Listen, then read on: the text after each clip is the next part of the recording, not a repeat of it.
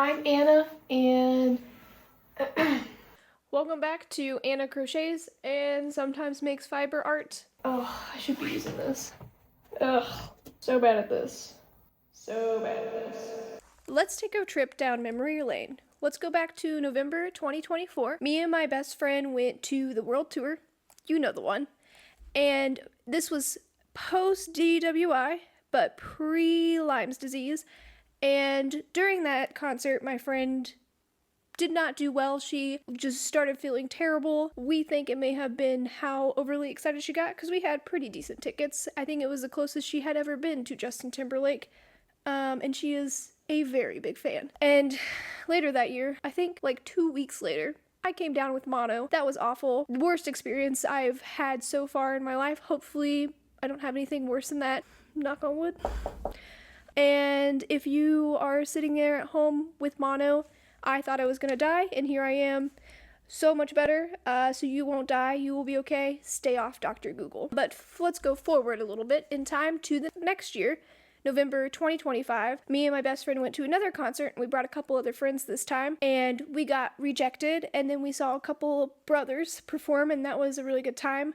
But then they took me to the Knoxville outlets, and we did some shopping. Now, I'm not one who normally splurges on themselves, and I didn't really buy much, but for the first time I walked into a Kate Spade, and up until that point, I didn't really understand the hype or the interest, but then I saw their beautiful wisteria collection, and I left not getting anything, but a couple weeks later, it was Black Friday. Social media, algorithm, I don't know, ads targeting me, and man, did those arrows hit.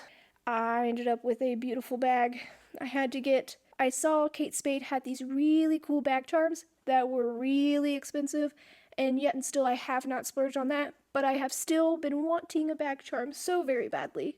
So hopefully today we're going to solve that problem. I need a bag charm, but I also need a water bottle holder. I find myself using the 2-Shoe Express a lot more often these days, and needing a place to put my water bottle when I'm out and around. I started seeing water bottle holders on the internet, and my favorite ones were on Rednote, which if you've never used, there's a lot of people on there who do not speak English, and those were my favorite ones, so I followed a tutorial that I really visually understood, but language not so much. We're gonna struggle through a tutorial together. So let's try and do it.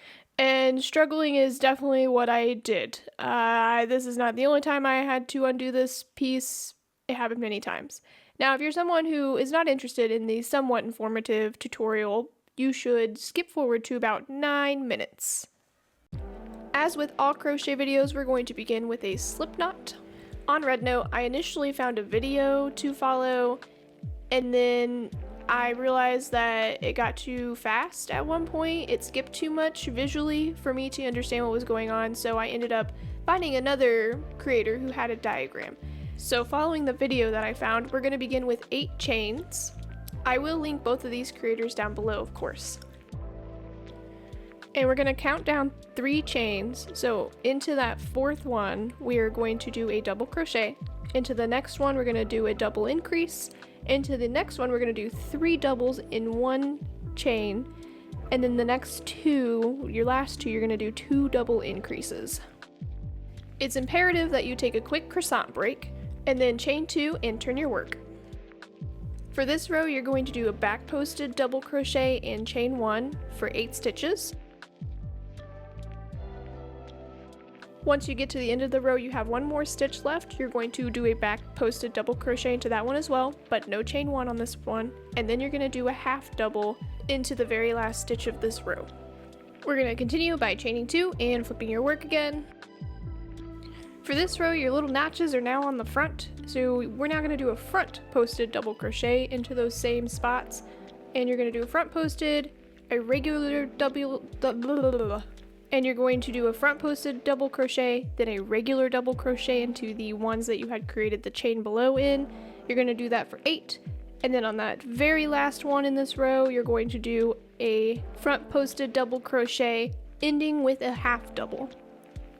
Turn your work and chain 2, I don't really know if it matters which one comes first. Clearly I go back and forth. But this row is going to be exactly the same as the last one. You're going to do a double crochet, but this time it's back posted because of the way that your project is facing. Then you're going to do regular crochet. You're going to do that 8 times. You're going to do a back posted double crochet for the last big stitch, and then you're going to do a half double into that very last stitch. Flip your work and chain 2 again. For this row, we're going to do a front posted double crochet because that's the way that the pattern is facing. And then in the next stitch, we're going to do an increase. You're going to do a double crochet, and then you're going to do a second double crochet into that same space. And then you're going to do another front posted double crochet, and then you're going to do another increase, regular double crochet, increase. And you're just going to repeat this all the way down, so you'll have 8 of those. And then in that very last one, you're going to do a front posted double crochet, and then you're going to end with a half double yet again. Then you're going to take a much needed water break. Stay hydrated. Turn your work, and this time you're only going to chain 1. This row gets a little bit more exciting. You're going to start by doing a back posted half double, and in the next stitch you're going to do a half double crochet, and then the next stitch you're going to do a half double crochet. You're going to do a back posted double crochet this time, so we're making a longer stitch.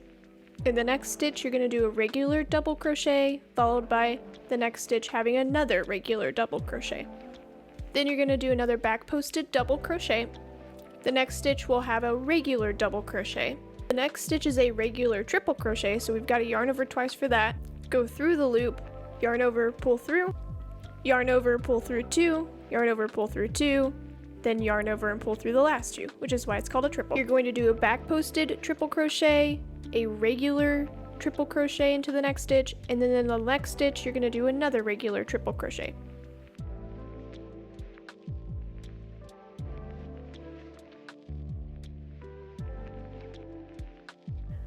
We're going to do another back posted triple crochet, followed by a regular triple crochet in the next stitch, and then followed by another regular triple crochet in the next stitch, and I promise we are getting close. In this next stitch, we're going to do a back posted triple crochet yet again. This next stitch will be a regular triple crochet. And then in the next stitch, you're going to do a regular double crochet. Now we're going to do a back posted double crochet. It was at this point that I got very lost watching this video in a language that I don't understand, and we'll come back to that. So I'm just going to walk you through what to do on this graphic. In the next stitch, you're going to do a regular double crochet, followed by another regular double crochet. Then you're going to do a back posted double crochet, a regular half double crochet, another regular half double crochet, a back posted half double crochet, and then ending with a single crochet. I have no idea how, but at this point I have the shell facing the opposite way. I think the video that I followed and the written out tutorial that I had posted on screen ended differently. I only followed the diagram at this point, so sorry, my shell is now backwards. You're going to turn your work and chain 1. Depending on which way your stitches are facing will decide if you do a front posted or back posted crochet at this point. You're going to do that as a half double, so I did a back posted half double crochet here, and then you're going to chain 1 and you're going to slip stitch that.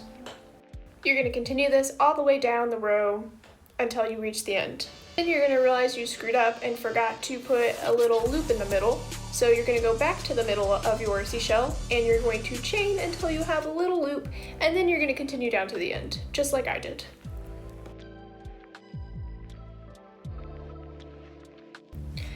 You're gonna snip off that tail and you're gonna be super excited that you're done. You're even gonna remember to make a little cutesy transition. And then you're gonna quickly remember that this is not done and you still have a border to do. And so we don't have another repeat of that travesty that just happened. I'm off to my Mandarin classes, where I definitely am just going to just get really good at crocheting and understanding Mandarin on Red Note. And you can walk with me while I just hold my water bottle, because I'm a loser who has no water bottle holder. I just have to carry it like the peasant that I am without a crochet water bottle holder. We somehow managed to come back day 2. Had to bring a coffee and tote, trying to somehow manage to finish this project. coming back at you with that border completely done. We're just gonna bypass all of that. And then somehow magically, you now have 2 shells. Woo! Making sure to put your right sides together, you're gonna single crochet all the way around up until you get to the top of the seashell. Turn on the green and Crochet the mesh part, the water bottle holder, by completing 12 chains, and you're going to attach that around the shell. I don't really know if this is at all helpful for anyone out there, so I'm gonna leave this in. In the meantime, why did the yarn break up with the hook? Why, Anna? Because he couldn't handle the tension. Anywho, let's leave the comedy to the experts and get back to it.